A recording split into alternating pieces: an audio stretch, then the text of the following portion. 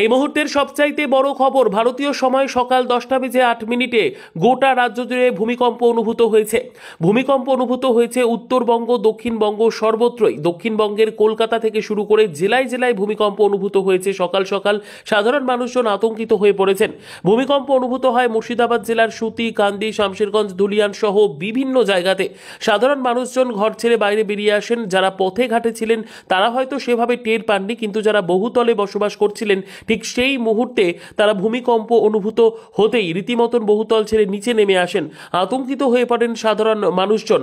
যেমনটা জানা যাচ্ছে যে ভূমিকম্পে রিক্টার স্কেলে তীব্রতা ছিল 5.7 এবং জানা গিয়েছে এই ভূমিকম্পের উৎসস্থল বাংলাদেশের টুঙ্গি এলাকা, ভূপৃষ্ঠ থেকে 35 কিলোমিটার গভীরে।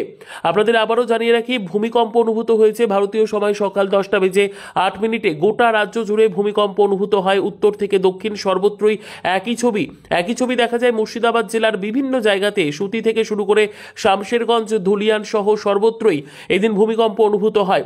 যারা ঘরের ভেতরে ছিলেন তারা খুব ভালো মতো টের পেয়েছেন এই ভূমিকম্প এবং তারা বাইরে বেরিয়ে আসেন। কিছুটা আতঙ্ক ছড়িয়ে পড়ে এলাকায়, যদিও যারা রাস্তাঘাটে ছিলেন তারা সেভাবে ভূমিকম্প টের পাননি। যেমনটা জানা যাচ্ছে, ভূমিকম্পে রিক্টার স্কেলের তীব্রতা ছিল 5.7। ভূমিকম্পের উৎসস্থল বাংলাদেশ এবং এর কেন্দ্র ভূপৃষ্ঠ থেকে 35 কিলোমিটার গভীরে।